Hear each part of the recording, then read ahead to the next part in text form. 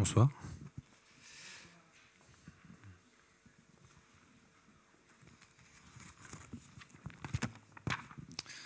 Tournez avec moi, s'il vous plaît, dans Proverbe 16, 9.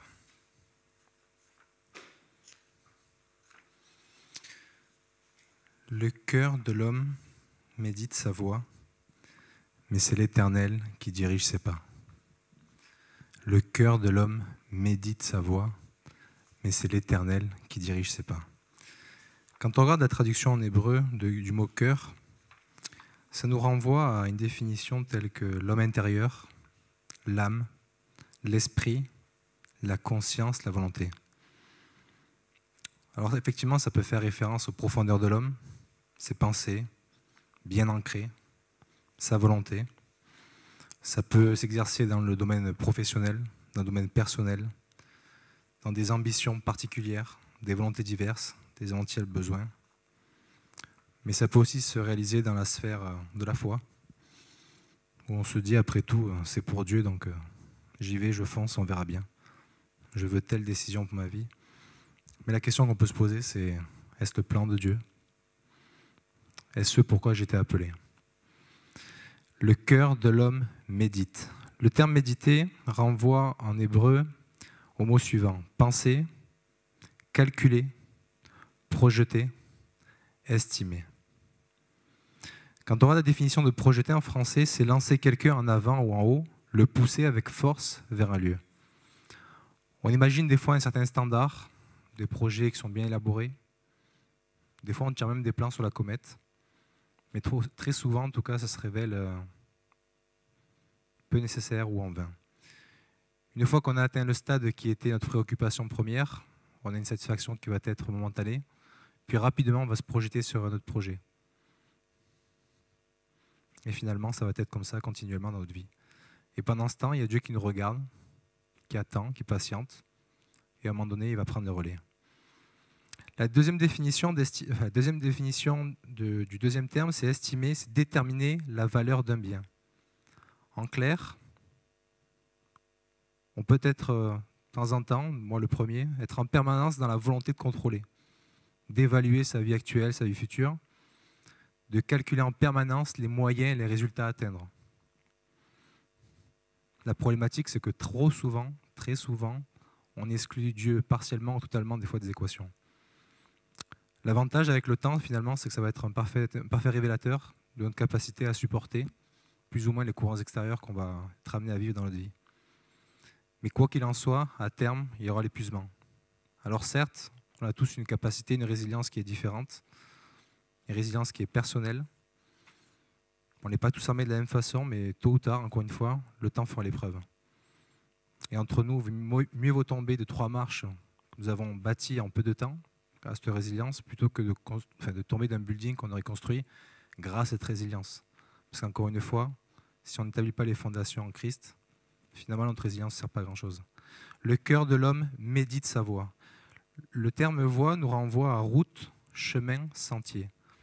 Et quand on regarde la définition simplement en dictionnaire, on constate que le sentier, ça va être un chemin étroit dans la nature, qui ne laisse qu'un passage étroit aux piétons. Un chemin qui va être un passage destiné à la circulation humaine et animale, donc un peu plus large. Puis après, la route qui va être une voie de communication terrestre carrossable. En gros, une route goudronnée. En clair, le cœur de l'homme, il médite. Que ce soit des petits détails de la vie, les sentiers, en passant par les étapes intermédiaires qui peuvent être les chemins, ainsi que les grands axes de notre vie qui vont être les routes. En clair, notre cœur, il médite tout, à tout moment. Et encore une fois, la place de Dieu dans tout ça, on peut se poser la question. L'homme pense être aux manettes en permanence, au lieu de laisser la place pleinement au Seigneur. Le cœur tente de tout conceptualiser en permanence, du moindre détail que les sentiers, ou finalement aux grandes manœuvres, aux grandes routes que l'on peut bâtir dans nos vies. Le cœur de l'homme médite sa voie. L'homme intérieur, son esprit, sa volonté, est constamment en train de penser, de projeter, de calculer, d'estimer. Mais qu'est-ce qu'il calcule dans tout ça? Le sentier à emprunter, le chemin à parcourir, les routes à prendre qui définiront finalement les grands axes de nos vies. Mais vous savez quoi dans tout ça? C'est que quand l'homme met tout cela en œuvre, avec une grande ferveur, une grande volonté, un esprit, un cœur très, très fort. Le cœur de l'homme médite sa voie, mais c'est l'Éternel qui dirige ses pas. Diriger, ça nous renvoie à être le seul responsable, être le seul à gouverner. Donc finalement, la place dans notre vie, quelle est-elle? Et que sommes-nous finalement par rapport au Seigneur? À quoi bon imaginer sa vie dans son intégralité sans placer finalement le maître aux manettes? Il y a une expression populaire qui est de dire vivre au jour le jour. Tout le monde connaît? Bon, les babas cool, l'avantage avec eux, c'est qu'ils méditent peu. Mais finalement, chaque jour se révèle être un combat au quotidien pour nous tous, que ce soit dans les relations sociales, que ce soit dans le travail, dans les défis personnels, parfois dans la santé. On s'essouffle, on s'épuise, on se mine le moral. Excusez-moi. Mais avec Dieu, finalement, vivre au jour le jour, ça prend pleinement sa place. C'est plus que valable. Parce que lorsque je vis avec Dieu de matin au soir, alors c'est un modèle sur lequel il faut tendre, parce que je pense qu'on est tous différents par rapport à ça. Mais lorsqu'on aura un défi dans notre vie, Dieu sera avec moi, ou Dieu est avec moi. Un problème, Dieu est là. Une réjouissance, merci Seigneur. Si Dieu est au centre, finalement, la pression n'est plus sur moi, et on devient juste spectateur de sa fidélité. Et on vit avec son amour, avec sa puissance, et finalement toutes les contraintes que l'on peut connaître vont nous permettre de voir qu'on fait partie de son plan. En Proverbe 19, 21, il est dit « Il y a dans le cœur de l'homme beaucoup de projets, mais c'est le dessein de l'Éternel qui s'accomplit. » Quand on aura la définition de s'accomplir en hébreu, je ne vais pas vous dire le terme, mais ça signifie s'élever, devenir puissant. Mais c'est le dessein de l'Éternel qui devient puissant, qui s'élève pleinement. Le plan de Dieu, il s'élève des niveaux incommensurables. Le plan de Dieu est inébranlable. Je pense qu'on est d'accord aujourd'hui pour le dire ensemble. Mais on peut être puissant, intelligent, sage, doué. On sera toujours limité. Encore une fois, le plan de Dieu, il est incommensurable. Notre perception peut évoluer dans la vie, mais son destin restera le même. Le dessein de l'Éternel s'accomplira. Tout à l'heure, on parlait des voies, et je vais vous faire part d'une deuxième expression populaire qui sont « tous les chemins mènent à Rome ». Ça fait référence à Pierre? Non. Pour le monde, je ne suis pas certain, mais en tout cas pour les chrétiens, ce que je peux être sûr, c'est une réjouissance, c'est que tous les chemins mènent à Dieu. Tous les chemins. La question, c'est de savoir comment on considère Dieu, où est-ce qu'on le place dans nos vies, et dans quel timing on pourra justement le considérer. Tous les chemins mènent à Dieu. La seule différence, ce sera le timing, les raccourcis éventuels, les recours qu'on pourra lui faire, et avec quelle disposition de cœur on pourra l'accepter dans nos vies. Tous les chemins mèneront à Dieu. Il y aura des sentiers, donc on va emprunter le sentier, on va prendre des ronces, on va sortir un peu griffé, mais on arrivera à Dieu.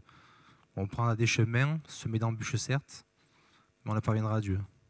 Et parfois, lorsqu'on a considéré pleinement Dieu dans sa vie, il y aura des routes qui seront parfaitement tracées, avec peu d'encombre. Il y en aura certes, peu d'encombre, mais en tout cas, on vivra pleinement cette expérience avec Dieu. En Proverbe 21:2, il est dit « Toutes les voies de l'homme sont droites à ses yeux, mais celui qui pèse les cœurs, c'est l'Éternel. » Quand on regarde la définition de droite en hébreu, ça nous renvoie à droit de niveau et droit de justice, la droiture. Et quand on regarde, on rentre plus dans le détail, de niveau, ça peut être tout simplement des tracés, des routes qui pourraient être connues d'avance, bien définies, bien claires, prévisibles finalement. Et de justice, ça serait peut-être lorsqu'on entreprend des bons projets qui sont justes, qui peuvent être humanistes. Mais la finalité de ces actions, c'est quel est le plan global pour ma vie, quel est le plan que Dieu a placé pour ma vie. Tous nos projets, finalement, à juste titre, peuvent nous apparaître des fois bons, utiles, conformes, alignés à un plan. Mais la question, finalement, c'est et Dieu dans tout ça? À quel moment nous plaçons pleinement sous sa direction? Que lui laisse-t-on, finalement? Le cœur de l'homme médite sa voie, mais c'est l'Éternel qui dirige ses pas. Il y a dans le cœur de l'homme beaucoup de projets, mais c'est le dessein de l'Éternel qui s'accomplit. Toutes les voies de l'homme sont droites à ses yeux, mais celui qui pèse les cœurs, c'est l'Éternel. Avec ces 3 versets, on se rend compte que si on place Dieu au centre dès le départ dans nos vies, en premier lieu, la première pierre de construction de cette fondation, il va peser la sincérité de nos cœurs. Et si nous avons le bon poids, on va être propulsé, on va être catapulté.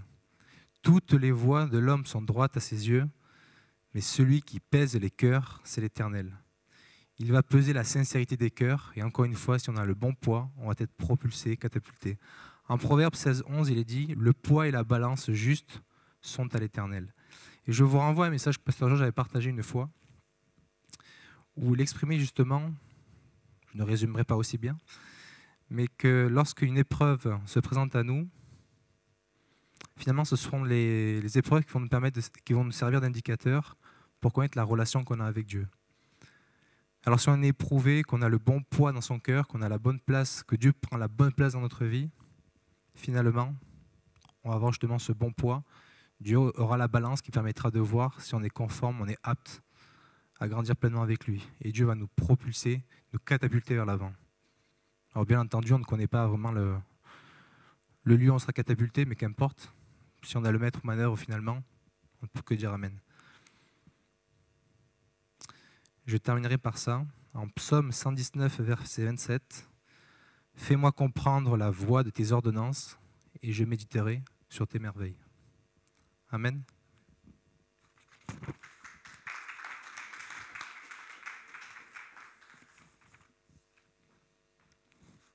On va prier pour l'offrande. Père éternel, tu es un Dieu de grâce, tu es un Dieu de miséricorde, tu es un Dieu d'amour éternel. Tu es un Dieu qui donne en permanence. Permets, Seigneur, d'honorer nos finances. Tout simplement, Seigneur, nous permettre de donner avec de bon cœur. Peu importe la somme, Seigneur, vraiment l'intérêt, c'est qu'on puisse donner avec toute la légitimité, le cœur d'abondance, Seigneur, car tu donnes avec abondance. Bénis les finances, Seigneur, cette Église, et te remercie pour tout ce que tu nous apportes au quotidien, Seigneur. Amen.